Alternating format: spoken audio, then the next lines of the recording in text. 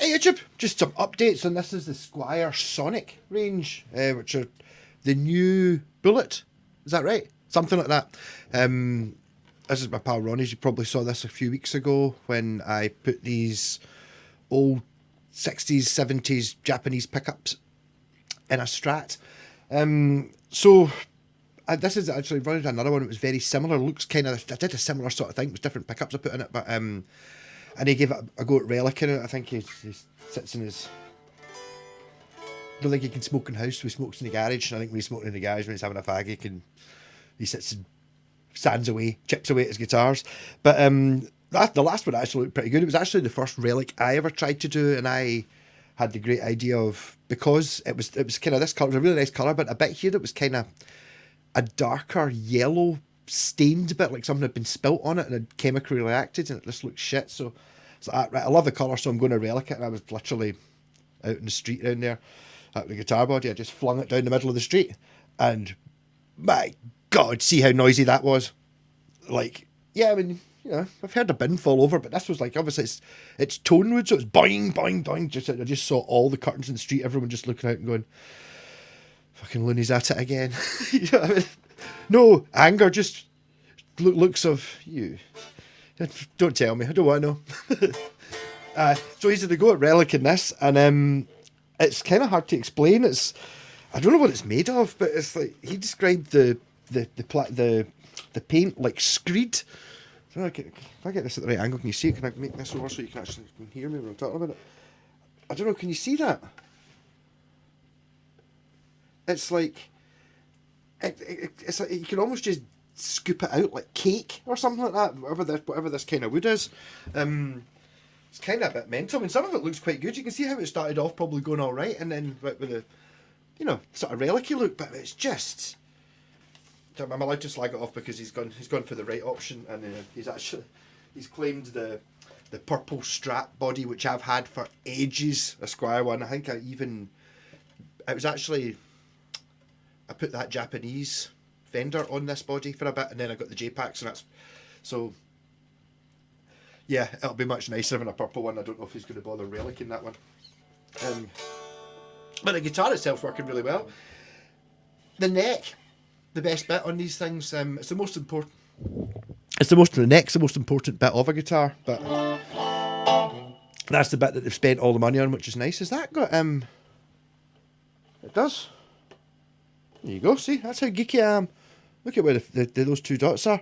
That's the 50s positioning for those dots. Or is it? Is it the other way around? I think mostly they're normally that distance apart. So if you look there, they're quite far apart. The two dots on the 12th fret. On this one, they're not. They're not in below. Yeah. But the tuners are pretty bad. The neck's good. The body's made of questionable stuff. But I mean, basically, it's just don't try and relic one. I think the poly coating is a structural element to the guitar. I think, I mean, it's like, I was saying that, you know, these wee Telecasters are quite soft and stuff like that, because they are compared to, you know, like rock maple. They're kind of soft, but they're not like that. Also, I'm pretty sure this will be the plate off this one as well, won't it? I don't see any indication that it would be. Could I put a different scratch plate on it? But I think this scratch plate is from it, and it's got B500 pots. 3 of them. You're like, it's like none of the pots in a Strat should be B500. You should have a B250 for the volume and two A250s for the tones. But I guess it's like, if you're, it's just that it's the clamping down on the price, I think, starts to become a bit obvious. I know that's when, you know, when I think this one's slightly thinner than a full-bodied Strat, and it's like, really, if that's a cost-saving measure, how much cheaper is it to make a body that's, I mean, it's like 5mm thinner, and it, you know, it must be pennies, but pennies over 1,000 guitars or 10,000 guitars. And the same with the tuners. I mean, the tuners work; they don't go out of tune. They're just kind of. But maybe that's the element of it. You can obviously go through something like this and then just put in. You can't really do anything with the body. But I mean, It doesn't matter. It's just, it's a shame. I think once you started trying to get the, you know, take the coating off, there's no way you could sand this guitar down. I don't think. I think it's like, he reckoned that the sort of poly coating, the screed kind of bonded molecularly with the wood to actually give it some sort of strength. So it's actually kind of like that Yamaha just sold, you know, the one that's like a Smartie or an M&M, where you've got like a soft chocolate on the inside and a crispy outer coating. Kind of what you're getting here. But no knobs in this. I think Ronnie's left the knobs off because he's expecting me to put some on it. He's not fucking getting any. But I mean, these pickups do work incredibly well on this guitar. Middle position.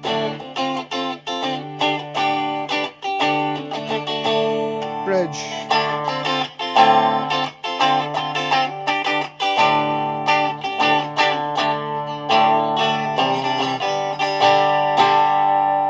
Gilmore switch.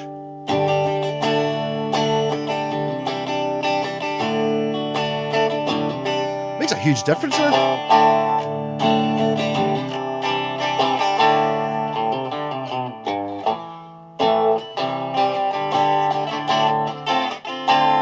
It really goes to show you the difference in where you put these pickups, because these two pickups are the same.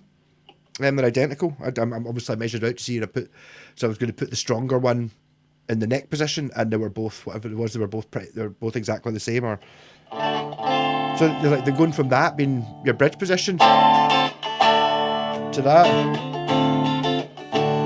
That's a really good mix. You can see why it'd be great just having. Well, I suppose these pickups were designed to only have two, but not in this guitar.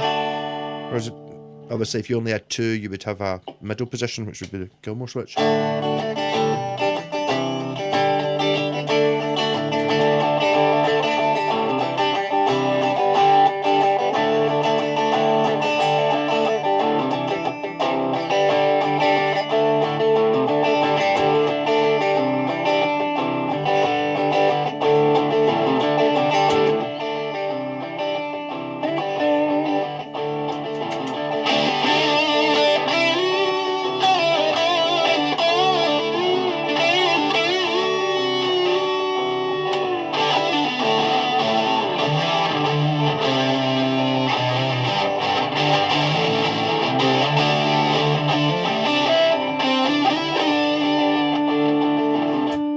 Backing track too loud.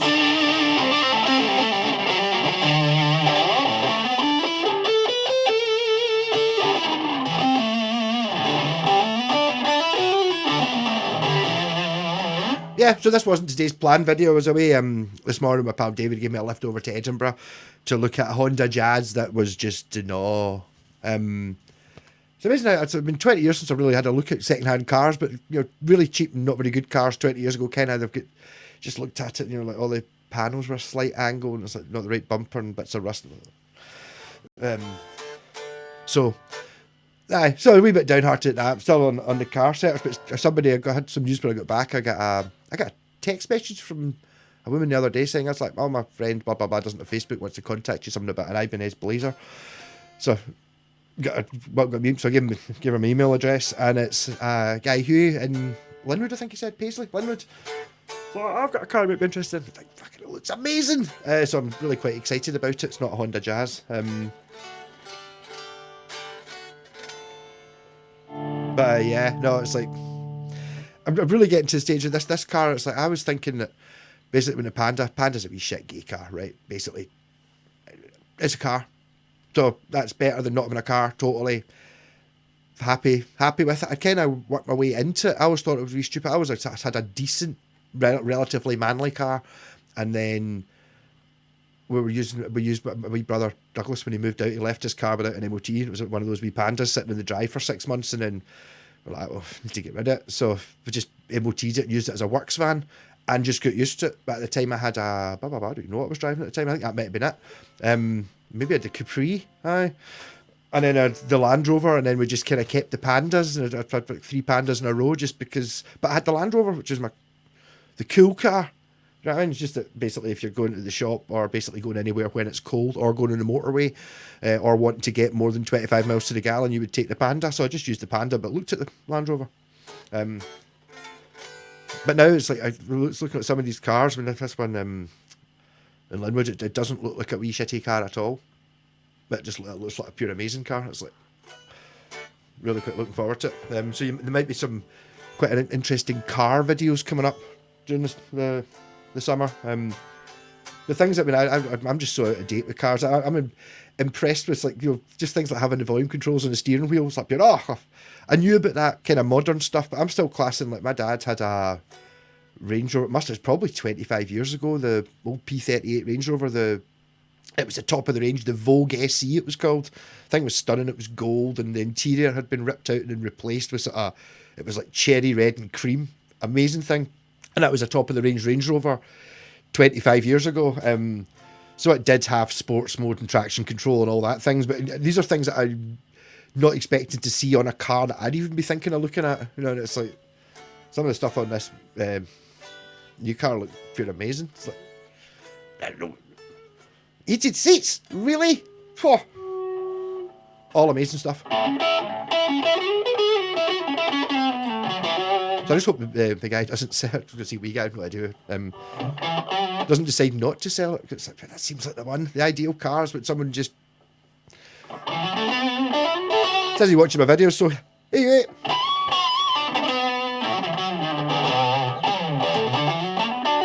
Well, you said something about it was a price and show me how to play a blues lick. I wonder which blues lick it was. That's a good one.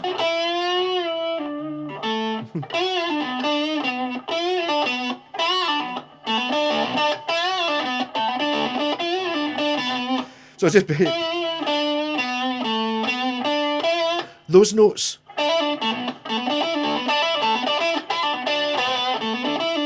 And then hammer off.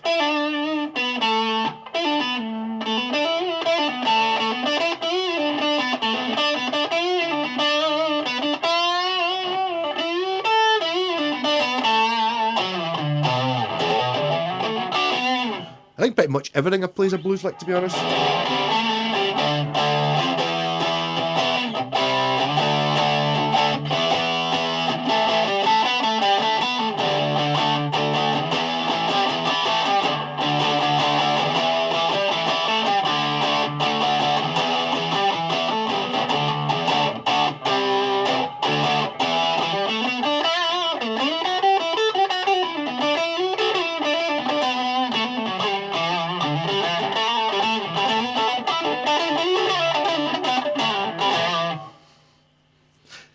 Great when you get a guitar in. It's like, it just feels like mine because I set it up the way I like it. I need to be a bit more pro and actually set up guitars the way people want them set up, rather than just going, I'll just set up exactly the way I like it. So basically this is so easy to play. I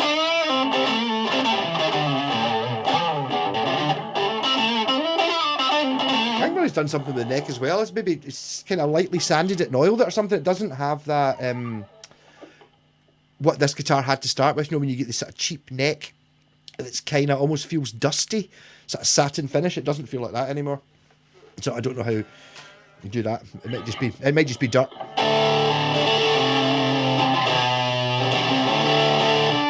Does it muff though? Probably.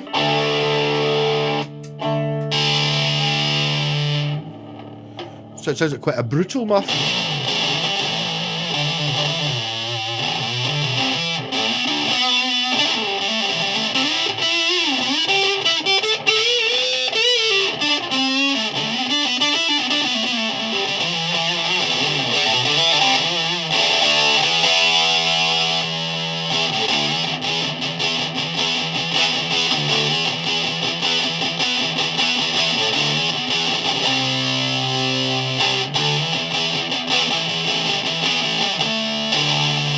Yeah, so the switch in this one, you kind of know, you can see why I had to put something there, because this pickup was too big to take the Strat volume control. So there was a hole where the volume control was, but not enough room for the knob. So I was like looking about, I was going to put a toggle in, thinking it would get in the way. And I was like, there's a wee 10-watt BB blaster amp that's in bits through there that I think Jen bought at a car boot sale that never worked. So I just ended up, so I'll take the rubber feet off it and the handle and all that, and then the knobs, and basically it donated the power switch for it.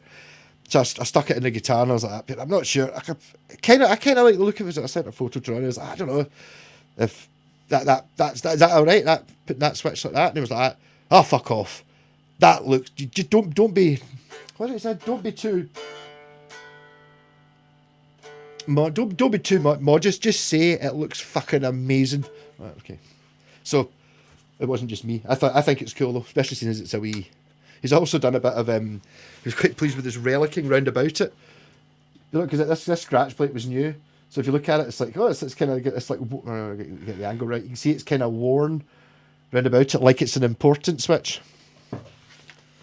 It does. It's in some guitars, the Gilmore switch works really, really well. I think this is one of them. So you get bridge.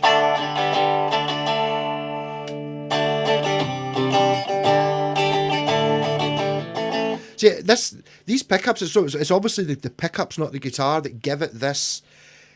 The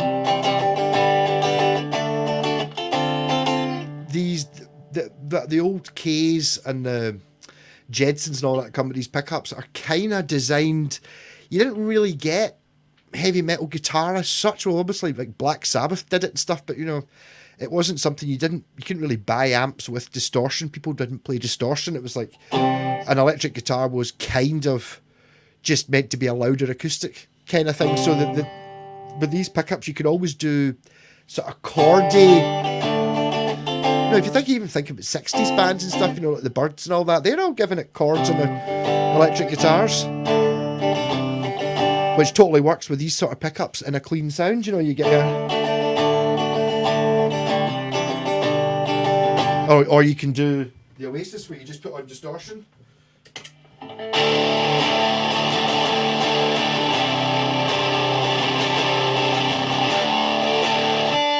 Which kind of, one of my principles on guitar is you can't strum distortion.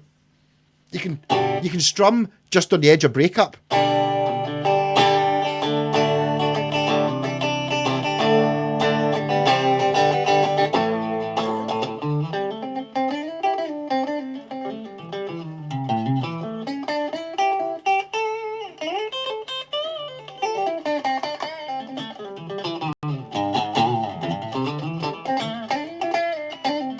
So I got into the pedal videos another day. I just want the car saga to be over. But I'm looking forward to this. Fingers crossed. Let's go through this one on this new one. I kind of don't want to ruin in case I work myself. I'm trying not to think about it. It's really annoying. Got a big diesel engine in it, which is not really what it was after, but looking at it, it was like there's a tax break thing on it, which the Panda had. So the Panda was like £35 or £30 a year tax because it was a diesel, but not able to get into the ULEZ zone. And then this one's a much bigger diesel, but it's still got that £35 tax thing. I know the tax is going up in April, but it's not going to go up to 300. It'll go up to 50 or something like that. But as the Jazz I was looking at was it was £190 a year tax and £100 less in insurance. So it actually works out cheaper, getting a better car. Also, big diesel. And the not ULEZ thing, I was thinking about like the idea about going into town it's not very often I really need to. And when I would need to go in would be if we were doing gigs. We're doing a gig, I would want to be able to take the car in so I could drop off my amp. Incidentally, this car does have the magic seats and it's totally taking the big Marshall. And it's like, so maybe, I don't know, maybe how many gigs we do. We managed one gig the last couple of years, so maybe half a dozen in Glasgow or something like that, maximum. So that's like £12 a pop's like 80 quid or something. So it doesn't really matter that much, rather than spending hundreds of pounds more to get a car that does it. Why would I need to go into the ULEZ zone? I can get to the Blitzkrieg shop, it's not inside the zone. So if I can get to that, I can walk anywhere else. That's not holding tune particularly well. Also, I like diesel engines. I'm sorry, I know it's not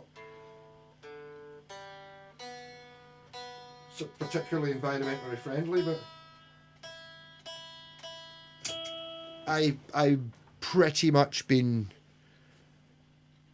my first car was a 1.4 petrol Ford Orion, and then I had 2 diesel 1.8 Ford Orions, and then a 1.8 diesel Ford Escort, and then I had a 1.9 diesel Astra Estate, then I had a 1.4 not turbo Berlingo, then I had, well, we were using for the works car, driving my granny's Corsa, which was a 1 litre petrol, a 1.2 petrol, and then the first Panda, which was a 1 litre petrol, something like that, and then the second Panda was a diesel, the Land Rover was a diesel, and then the last Panda was a diesel, so I've been pretty much always been a diesel.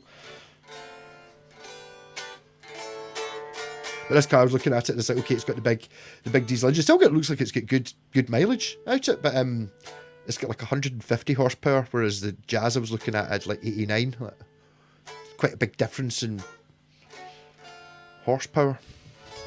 But yeah, so not get too excited about it, but maybe there may be a car showing up. Don't want to jinx it. Rock on! Catch you later. The best thing about this car is that the guy said he watches, the owner just now says he watches all these videos, so he knows that if he did, it must be a good one. Because if he didn't, he'd know I'd be complaining about it the whole time. Just like, I'd be like, oh, fucking more car problems. Oh. Rock on. Catch you later.